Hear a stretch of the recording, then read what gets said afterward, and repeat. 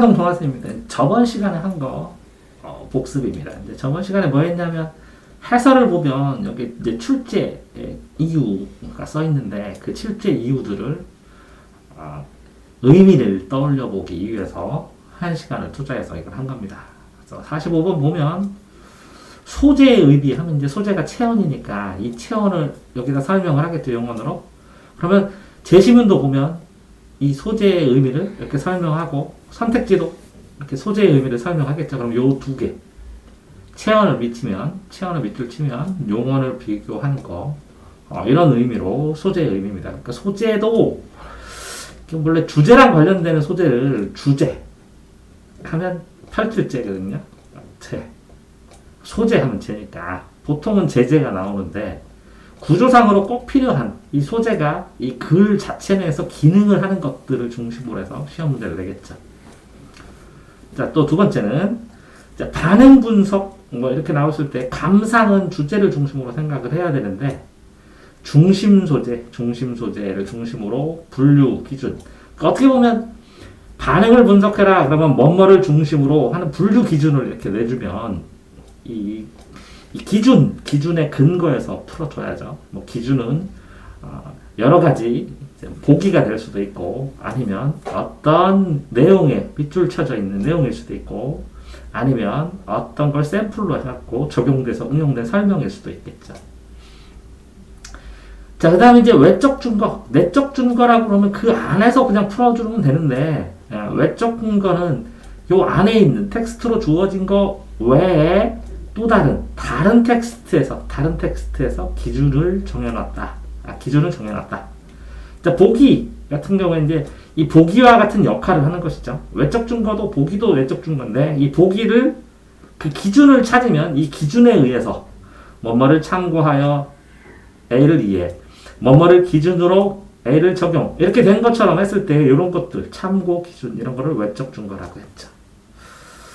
자, 각색의 과정에서 이렇게 이제 어떤 문제를 했을 때 이 번호의 기본적인 이론을 한번 그 선택지에서 찾아봐라. 그러면 이렇게 대사, 현장감, 장면, 지시문, 표정, 효과. 그러면 이거는 시나리오구나. 라고 하는 것처럼 그 기본적인 이론들, 예를 들어서, 나비효과의 개념들, 기본 개념들 공부하는 것처럼, 기본 이론들을 공부해야 되고, 실제로 이제 이 문제풀이 방식, 접근 방식, 이 기본 이론에 근거한 문제풀이 방식을 생각을 해보고 이 접근 방식이 이 기본 이론을 다 흡수하게 되면 나중에는 결국은 그래도 문제 풀 때는 주제와 줄거리를 생각하지 않을 수 없죠. 근데 문제는 이런 것처럼 이 기본 이론을 떠올리면 그 기본 이론 종류들 몇 가지 안 되거든요. 거의 조금씩 변형시켜서 그대로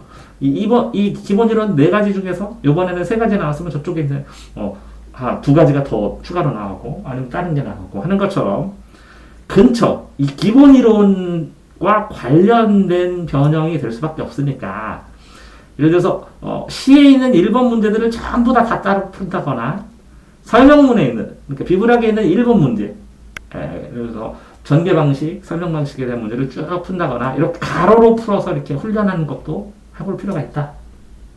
유사한 그런 번호들 나중에 또 얘기할 거고 어쨌든 참고하여가 준거입니다. 준거가 기준이고 또 소재의 의미.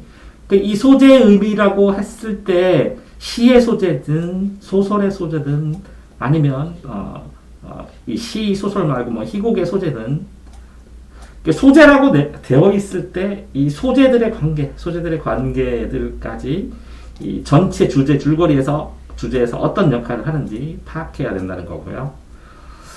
이거는 서술상 특징하고 설명 진술 방법하고 표현 방법하고 윗글의 갈래 특성하고 다 똑같다는 거죠. 어쨌든 이론에 따라서 이 이론을 해결하기 위해서 어떤 식으로 소설을 읽고 어떤 식으로 비문학을 읽고 어떤 식으로 시를 읽어야 되는지 그러니까 이 미론이 문제의 어떤 유형으로 변형됐을 때 그 유형에 따라서 이 독해하는 방법을 노하우를 계속 누적시켜야 그래야 이제 학습할 때 도움이 된다는 겁니다. 서사나 과정이나 인과는 서사는 사건 서술입니다. 시간 흐름에 따라서 과정은 이렇게 화살표로 표시가 되고 P면 Q이다 해서 원인이 있으면 먼저 나오고 결과가 나중에 나오고 뭐 공간의 이동이나 시간의 이동이나 이렇게 흐름에 따라서 끊어줄 수 있는 그러니까 시간 변동이 될 수 있는 것들 동적인 정태적인 말고 동적인 동태적인 이렇게 세 가지밖에 없어요. 서사 과정인과 이 동태적인 것은 항상 국어에서 시험 문제가 나옵니다. 항상 달라지니까. 자, 서술상 특징도 이렇게 문제고요. 이게 문맥상인데 이게 보통 1차적 의미와 2차적 의미 있을 때 이건 사전적이고 이건 문맥적이고 이거는 1차 의미는 글자 그대로 의미고 이거는 문장의 흐름 따라 의미인데 요거는 사실상 시험 문제 안 나옵니다. 거의 수능에서는 모든 걸 다 그냥 문맥적으로 풀면 돼요. 문장의 흐름에 따라서 문장의 줄거리의 흐름에 따라 주어 목적어 서술의 관계에 따라 앞 문장과 그 다음 문장과 뒷 문장 이 문장의 흐름에 따라 이게 문맥입니다. 문장의 흐름에 따라 줄거리나 주제에 맞춰서 풀어라 이런 뜻이고요. 이렇게 문제에 이렇게 비교, 설명, 추론 이렇게 명확하게 나왔을 때는 이 비교를 초점을 삼아서 초점으로 삼아서 풀어야 된다는 겁니다. 자, 도식하기 문제가 나오면 과정이 나오니까 아니면 이렇게 화살표로 고식 구조가 나오니까 이걸 먼저 기억한 다음에 제시문은 요 화살표가 돼 있는 만큼 요 화살표가 나 있는 만큼 이렇게 끊어져서 본 다음에 여기에 핵심이 다 있거든요. 그러면 여기서 추가로 읽어서 여기다 추가로 핵심만 써놓으면 문제 풀 때 더 도움이 되니까 이렇게 도식을 기반으로 해서 읽을 수 있도록 해야 된다는 겁니다. 자, 다음에 이제 핵심 개념이라고 써 있어요. 주제 플러스 소재. 비문학을 할 때 핵심 개념 아니면 상세 개념, 뭐 소개념 이렇게 나오겠죠. 세부 정보 파악하기는 이제 일치학인데 여기에 주어, 목적어, 서술어가들이 이렇게 선택지가 5개가 있으면 쭈르륵 있는 것처럼 이 세부 정보도 주어, 목적어, 서술어들이 전부 다 이렇게 제시문에 이렇게 흩어져 있는데 요것과 요것의 일치관계, 유사한 단어로 써놓은 것의 일치관계를 찾는 겁니다. 이 문제가 실제적으로 다 맞출 수 있는데 이게 모르면 틀릴 가능성도 있기 때문에 의외로 이게 만점 받는 데는 이게 지장이 가끔가다 주는 경우도 있죠. 국어에서 추론은 근접 추론으로 완벽하게 예를 들어서 어떤 게 있어요. P면 Q이다가 있을 때 이 결론 Q를 내는 이 P를 생략한 이 전제 정도 이렇게 너무 밀접한 Q이면 당연히 아니다 했을 때 이렇게 당연한 정도의 아주 밀접한 정도의 생각만 연결 유비추리만 추론이라고 하는 것이고 확장해서 추론하면 안 된다는 거죠. 자, 비문학 세부 내용하고 상황적 응용이라는 건 뭐냐면 그러니까 어떤 상황 이 내용에 맞는 여기 내용도 써 있습니다. 순서에 요거를 단어를 달리해서 그거를 수학에 마치 응용 문제처럼 이렇게 나오는 게 상황 적용 문제입니다. 근데 거의 여기에 있는 순서나 구조까지 똑같이 이렇게 순서대로 여기 내용을 하나하나 끊어가지고 문장별로 1대1 대응할 수 있게 내는 경우가 더 많습니다. 자, 추론할 때 문제에 이렇게 추론해라 이렇게 나와도 상상하지 말라고 했죠. 근접된 근거를 찾아서 최고 가까운. 그래서 어려워요. 이게 근거가 이건 멀고 이건 좀 멀고 이걸 갖고 멀고 가까운을 찾아야 되니까 이게 최고 난도일 수도 있어요. 추론 문제가. 자, 어쨌든 문법은 이렇게 이 어떤 문법 문제를 풀면 이 위에다가 그 제목이라도 이게 뭐에 대한 문법인가 그래야 노하우가 누적되니까.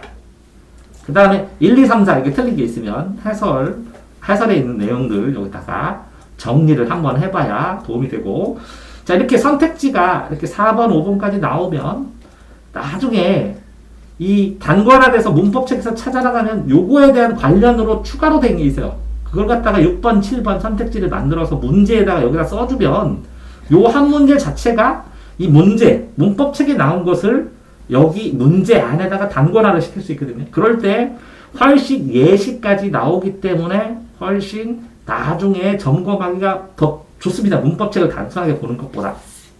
그래서 이렇게 문제들을 따로 모아서 아니면 이 문법 문제만 모이는 책을 사면 그 내용뿐만 아니라 이 문제들을 활용해서 여기다 문제에다가 이 내용들을 추가 정리할 수 있도록 하는 게 문법에서 단권하고, 화법을 안 하고 문법을 할 거면 이렇게 문제를 사서 이제 미리 다 풀고 요 공부한 것들에 있는 내용들을 여기다 추가를 해서 6번이나 7번, 5번까지 있다면 6번이나 7번 선택지를 만드는 걸 꼭 하셔야 문법을 빠르게 풀고 시간이 충분히 세이브가 돼서 다른 것까지 더 풀 수 있습니다.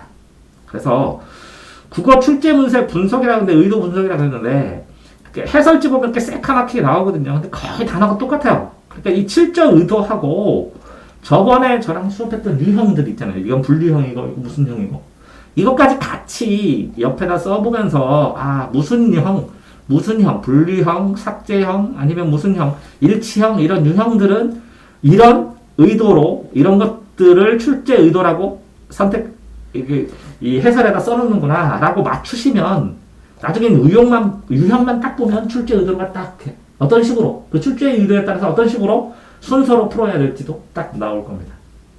자, 여기까지 저번 시간 수업한 거 정리했습니다.